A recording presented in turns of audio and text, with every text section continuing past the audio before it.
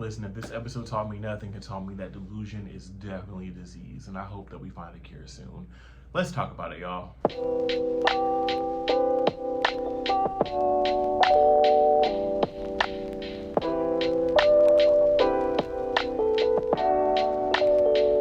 What's up, you guys? Welcome back to Leo Reviews. I'm your boy Leo, and today we are here to review The Real Housewives of Potomac, Season 8, Episode 1. And when I tell y'all, I am so excited to review this show. The one thing about Potomac is always just going to be Potomac. I will say this is one of the few Housewives cast where we have had the majority of the same cast for 8 years. And everybody delivers. I feel like every season, as much as Potomac frustrates us, I feel like every season Potomac delivers. Before we get started, please do all the YouTube things, like, comment, subscribe, and hey, let's get into this recap. Now, I feel like we're picking back up where we left off with the reunion, right? We had that dramatic ass reunion last year, and then all the drama and the whole scandal of it all with Juan came out. First, we had Juan in the hotel room with this girl from Canada. Then we had Juan in the laundromat. And then apparently Juan was seen in what?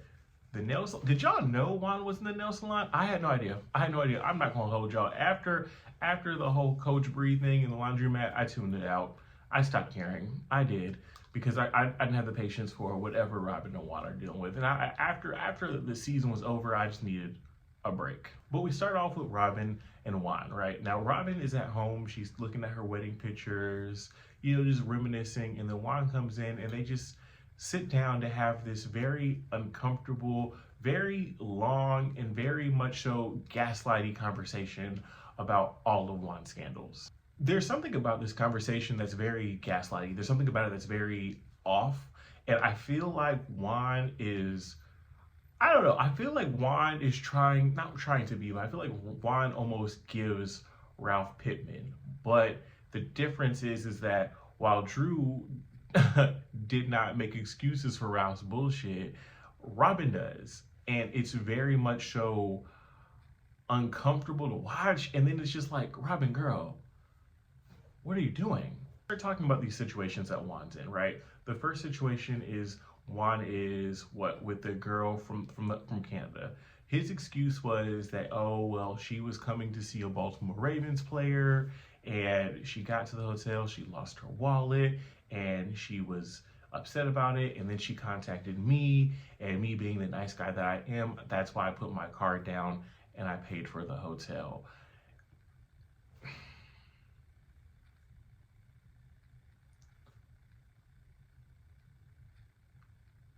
Normally when I do these reviews, I try to be very much so PC. I try to be very, very much so nice. I don't think I'm gonna do that anymore.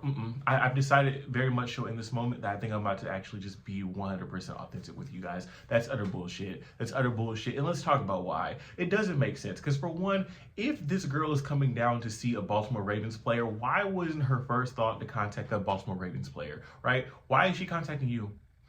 I mean, y'all have had to, if she's contacting you, that means that you guys were already communicating in the first place, already having an inappropriate conversation on the site in the first place for her to feel that it was appropriate, or for her to feel comfortable enough to hit you up instead of the man that she came out there to see. I feel like if this was actually a true thing for you, Juan, why wouldn't you have just told your wife? Right? Why wouldn't you have just said, hey babe, so this is what's going on. I'm gonna put my card down, so that your wife wasn't completely blindsided into this full-fledged bullshit. Let's talk about Juan's second situation. Now, Juan was seen in a laundromat with a woman. We find out that woman was Coach Bree. She was a coach from the team. And Juan's excuse from the whole situation is, oh, we were doing laundry, it was for work. And I'm just like, okay, I mean, you guys are both coaches for a basketball team, a college basketball team. I feel like y'all would have, don't y'all have facilities on site to wash jerseys? And if y'all don't you have people for that? I've never really heard too many coaches do that myself. But hey, if that's what you want to do, Juan, that's what you want to do. And let's just say, for lack of evidence, that Juan's telling the truth, that him and her were in the laundromat doing laundry for the team, right?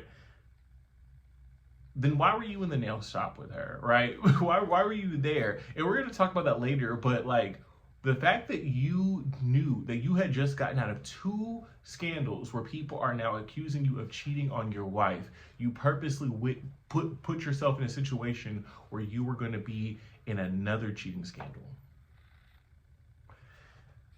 It make sense, because it doesn't make sense at all. One of the more interesting parts of the conversation was Juan kept saying, I know it sounds crazy, but it's the truth. I know it's weird, but it's the truth.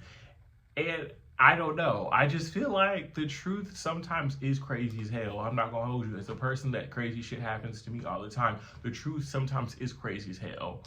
But it's never that crazy and that convenient on more than one occasion in a row. It just doesn't happen. They start talking about Juan getting fired from the job. Now he says it's because he wasn't winning enough games. But it also is interesting that this also coincides to the fact that Juan was named in that lawsuit where that young man on his team, there was like a whole essay allegation with that young man from his team, and he did nothing about it. So it's interesting that happened, and then apparently Juan wasn't winning enough games, so Juan was fired. But they're trying to say it was because he wasn't winning enough games, but you were also being sued, my nigga. I don't know. The optics of this whole thing is just weird. And honestly, the optics of this whole situation for Robyn is very, very much so strange. And the whole time I'm sitting there and I'm watching this man gaslight her, I'm watching her just sit there and take it. I'm just watching it. I'm like, I know I don't like Robyn. I don't like Robyn at all, but I'm just sitting there. I'm like, girl, this is embarrassing. This is embarrassing for you. This is embarrassing for him. This is just embarrassing.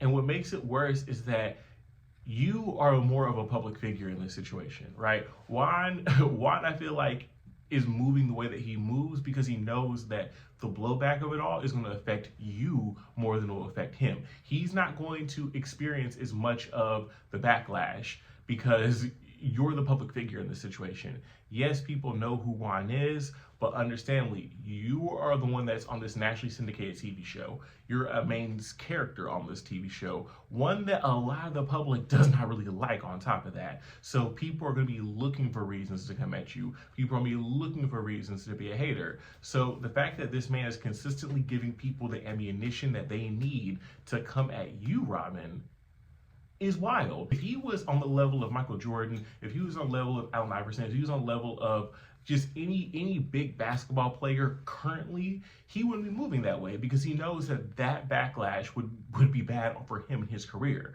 But see, he doesn't care about how he moves because ultimately Juan does not care how his actions affect you. And that is a problem. So our next couple scenes, honestly, in this episode were actually very, very much so small. So I want to kind of breeze through them, but our next scene, we have the Grande Dame, Miss Karen Huger, the beautiful Candace, and our Professor Wendy. They are sitting down to get drinks. There was like 3 things that really stood out to me on the scene. Number 1, this is like the group that we needed. I honestly thought that the trio that I was gonna love the most on this show was gonna be Karen, Candace, and Monique. But honestly, I have grown to love Karen, Candace, and Wendy. I've grown to love the 3 of them together, and they just work. They just work. Like, Karen is like the mother of the 3, Wendy is the professor, and Candace is low-key the fun. I love all 3 of them together. Second thing that was interesting about the scene was that Wendy pulled out her rosary and was talking about how, it's Lent and like the things that she was giving up because she's Catholic. And I don't really remember them talking too much about, I've never thought that Wendy wasn't a religious person, but I never really remember Wendy talking too much about her religion and her spirituality and things like that. And I'm realizing that that whole section was just a little setup for the bullshit that's about to come with the new girl, NECA, based on the stuff I'm seeing on the, trailer. Side note, how do y'all feel about NECA? I know we haven't seen her yet on the show, but like, I don't know if I'm gonna like her. I actually think I'm gonna hate her, which is so disappointing because she is literally everything. She's beautiful, she's educated, she's Nigerian, she's chocolate. She has everything that I feel like would be a bomb-ass housewife. But based upon this stuff that I'm seeing, I don't know. It's giving Marlo. It's giving Marlo, and I'm disappointed by it. But we're gonna hold on. We're gonna hold on. Last thing I saw about the scene, honestly, they get to talking about Robin and this whole situation with all the drama. Y'all, the Grand Dame is coming for Robin and her white woman edges. Like she's coming for her. Like the Grand Dame. I don't know if she's even going to give a storyline this season. Her whole job for this season is to wear Robin out. And I'm so happy she's doing it. But she's going to be wearing Robin out. I feel like she might do too much. But when is Karen ever not slightly doing too much? Just slightly. For our next scene, we have Ashley at her new home. She has a cute little house. There's a nice little beachy theme to it. I think it's pretty cute. Now, Michael pretty much won this divorce because he pretty much got Ashley to sign some sort of prenup that made her entitled to damn near nothing. So he did have to pay her alimony, and all he really had to pay her was child support. And that's it. And his name is on the house, and he's helping her out financially with the house.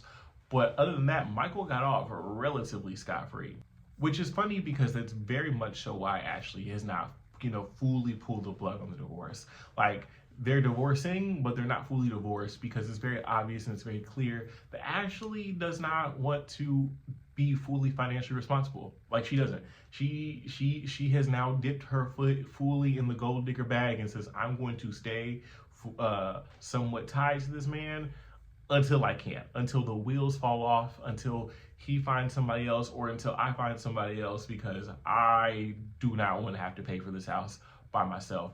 And in all honesty, Ashley, I get it. I completely get it. So Giselle ends up inviting Ashley to this intervention that she wants to hold for Robin as it pertains to Juan. Ashley's a little nervous because, in the past, mostly because of Ashley, the conversations she's trying to have with Robin about Juan did not go good. But I feel like that's because of Ashley's approach before. She came at it with a very messy point of view. So, of course, they didn't go well. But Ashley's down for it because she definitely is concerned as well. This whole situation with Giselle trying to get involved with the whole Robin thing, I find it interesting because for the last 8 years, these Green-Eyed Bandits have enabled each other and have never really made each other take accountability ever on the show. Even when it was like necessary, they've never done it. So to see Giselle trying to set up an intervention to get Robin to see what's going on, I'm here for it. I'm definitely here for it. All right, y'all. Our next scene is Giselle. We're going to breeze right through it. Giselle's at home. She has a whole new man, Jason from Winter House. He's 16 years younger than her. And I'm going to be honest with y'all. Though I watched that scene 2 or 3 times, I don't believe it's real. I believe that Jason is a rental boyfriend. I don't believe it's real. They don't have chemistry. They don't look like a couple. They look like two friends who are pretending to be a couple, but they don't have chemistry. I just don't see it working out. And I feel like towards the end of the season or at the reunion, we're going to find out that they're broken up because for whatever reason, because his contract with her has been fulfilled. He played her boyfriend for a season. I just don't see it. I don't see it at all. So our next scene, we have our scene with Mia and Gordon. And y'all already know, Mia is going to be Mia. So because of the current financial issues that her and Gordon are going through, they have now had to downgrade from an 11,000 square foot home, which is whoa, to a 1,500 square foot home. That's like 2 of my apartments. That's a huge downgrade. She tells us that Gordon was voted out of the joint chiropractic company that they built for reasons that she does not know. And when he lost his job, she lost her job as marketing director. And I don't know, y'all. I just, it kind of feels like a similar BS, right? Especially if she does not know why he was voted out. It feels like Gordon was doing shady stuff, and now she is having to explain it all. She is having to take like the brunt of the whole thing. And to me, that's crazy. And I get that, these women are public figures and having their lives exposed to the world is what they signed up for. But it just kills me that for a lot of these women, like the people that they're married to can pretty much act an ass, can be disrespectful, can do shady shit. And although, yeah, they have to pay for it, the brunt of the blowback will always fall on the woman because she's the more public figure, even though she's not the one that did any of this. I just don't like that. Gordon also says that he's probably going to end up suing them because they owe him $500,000. I don't know.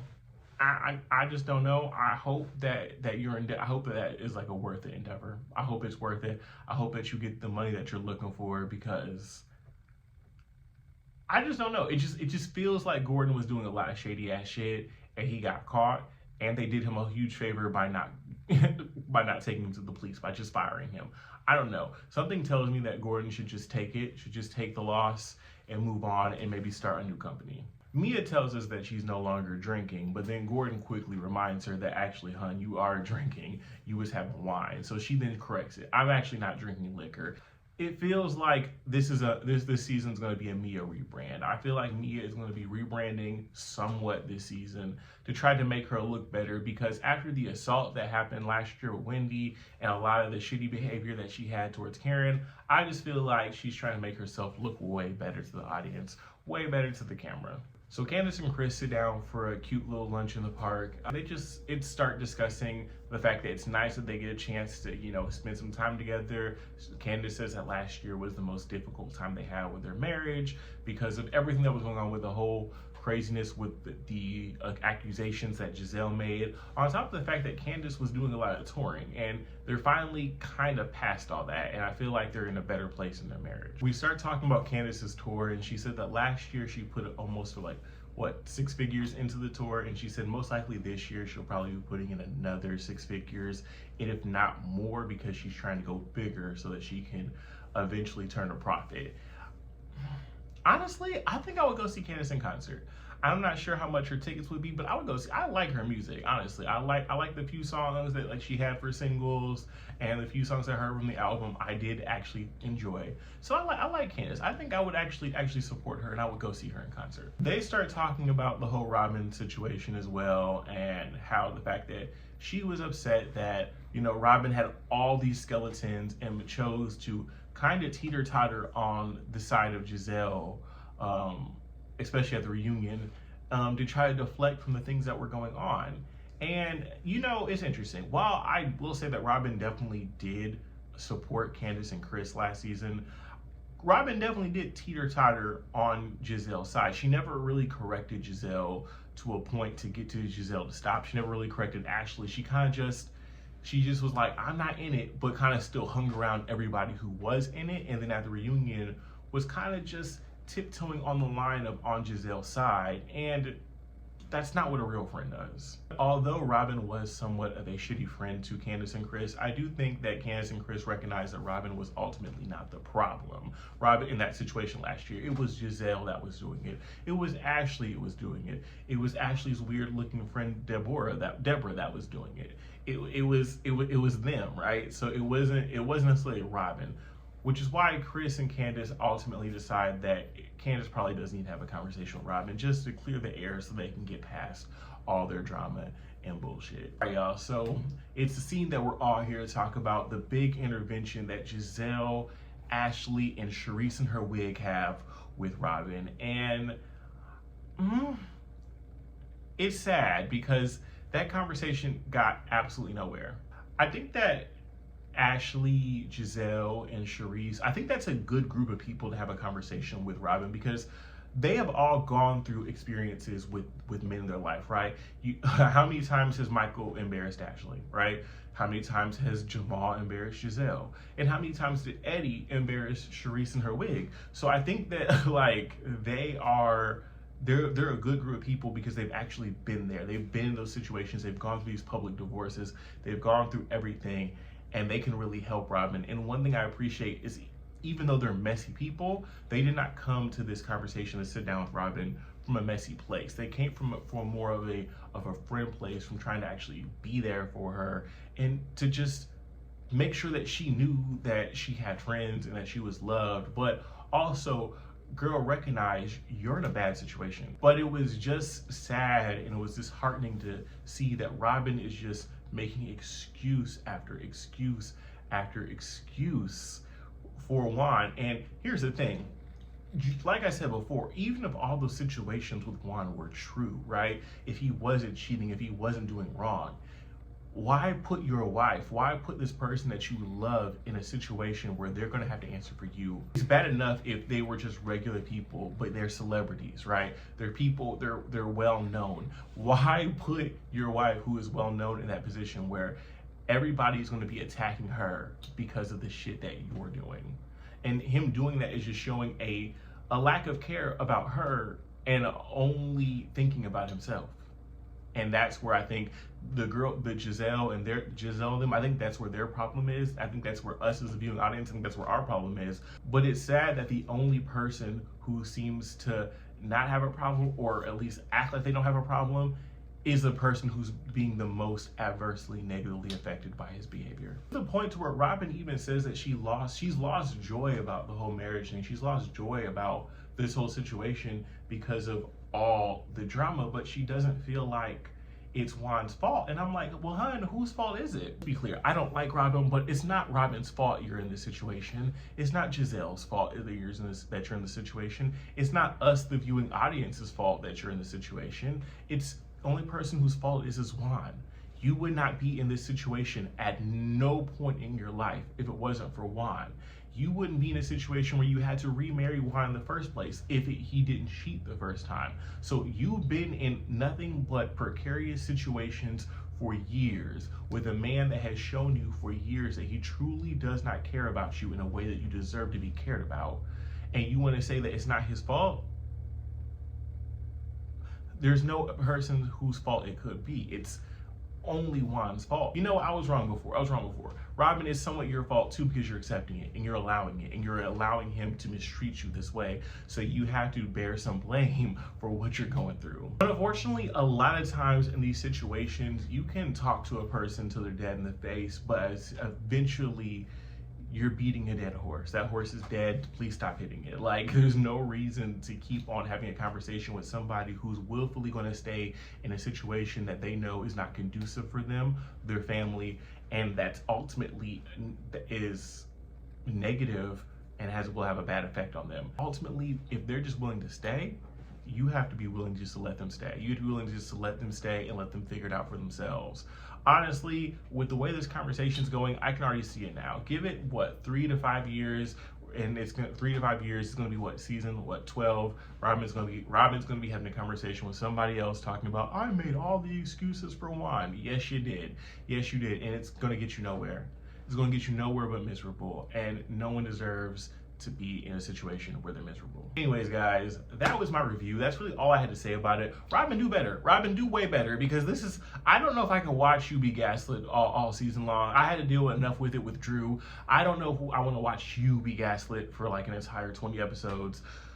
Figure it out, because this is embarrassing for you. It's embarrassing for us as viewers. Just do better, Robin. But anyways, guys, please, once again, do all the YouTube-y things. Please like, comment, subscribe.